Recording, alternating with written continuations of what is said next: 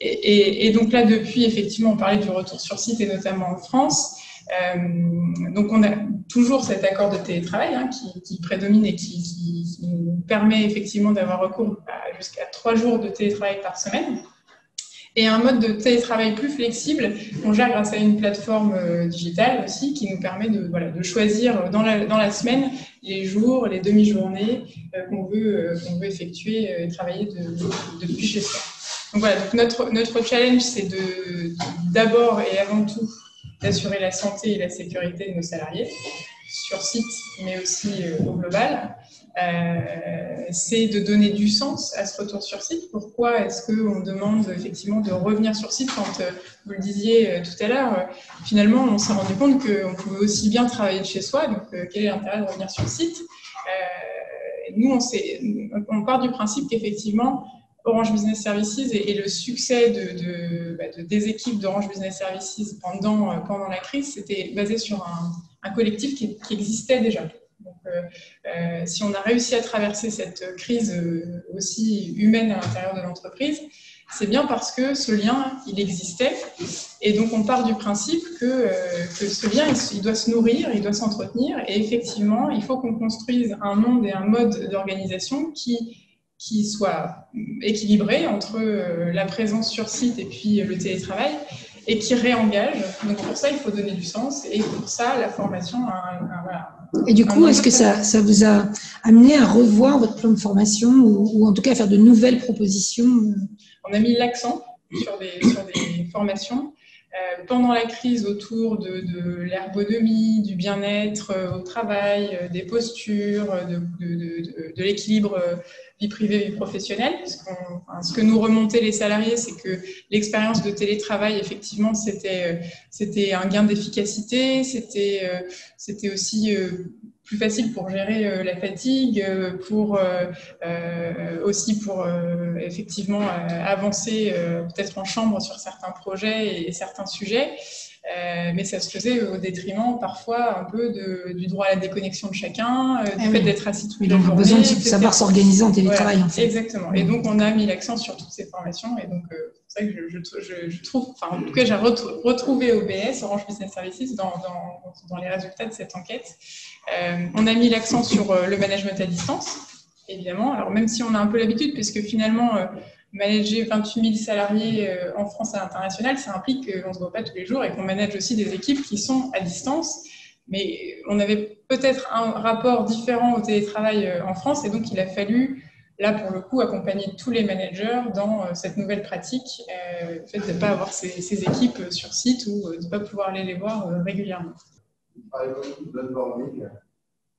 Dans un contexte de télétravail un peu généralisé, on peut se demander, on peut dire que l'intégration des collaborateurs est un tout petit peu plus compliquée, quoi. Oui, alors on peut peut-être répéter la question parce que tout le monde ne l'a peut-être pas entendu. La question, c'était comment est-ce qu'on accompagne le onboarding à distance. Si je laisse simplifier, pardon pour ça. Alors, il y a plein de choses qui ont été particulièrement challenging dans cette période-là à distance. Recruter à distance aussi, parfois, c'est bon, même si on peut faire plein de choses. Et on a recruté par vidéo, on a développé aussi un mode de signature de contrat électronique. Voilà, on a lancé plein de choses. C'est pour ça que j'ai parlé de boost, de transformation digitale des usages et puis des postures RH. Ce qu'on a essayé de faire chez Orange Business Services, justement autour de l'intégration, c'est d'avoir une espèce de boîte virtuelle disponible un peu partout. Donc on a construit le parcours de l'intégration d'un salarié, où qu'il soit, et ce parcours-là, en fait, on l'a automatisé, digitalisé, avec accès à l'information, les contacts nécessaires, justement la possibilité de signer tous ces documents de façon électronique. On a livré les équipements aux nouveaux arrivants à distance. Voilà, on a organisé les choses. À domicile, en fait. À domicile, effectivement.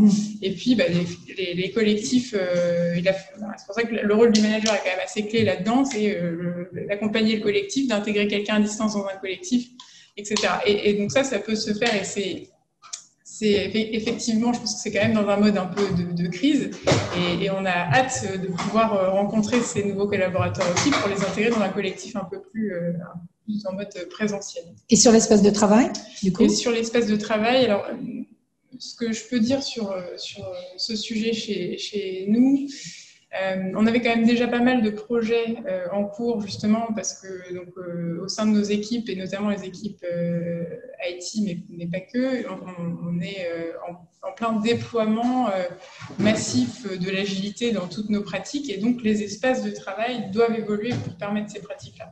Donc on avait déjà ces projets-là avant, qui ont pris qui ont fait une petite pause pendant la période de confinement, et puis c'était lundi dernier, on a accueilli notamment, on a ouvert un nouveau site avec un site qui avait été co-construit, dont les espaces avaient été co-construits par les collaborateurs, à la fois pour leurs besoins en termes de travail en isolement ou individuel, et donc dans des espaces plus calmes, mais aussi des espaces de convivialité, des espaces de co-construction, etc. Donc ça voit le jour aujourd'hui. Et ce qu'on a mis en place autour de ces nouveaux espaces de travail, c'est une espèce de boucle de feedback régulière pour pouvoir interroger les utilisateurs de ces espaces et puis les faire évoluer, même aujourd'hui, alors qu'on met en place le télétravail et cette nouvelle organisation, on va dire, plus fréquente, avec des gens à distance et des gens sur place. Ce que ça change aussi, et ce que ça vient questionner, c'est pourquoi je viens sur site, finalement. Pourquoi est-ce que pourquoi je viens sur site, c'est effectivement l'enjeu pour notre entreprise, mais je pense pour toutes les entreprises, ça va être de réfléchir à l'espace de travail comme étant l'espace pour le collectif, pour la co-construction, pour l'efficacité collective aussi, etc.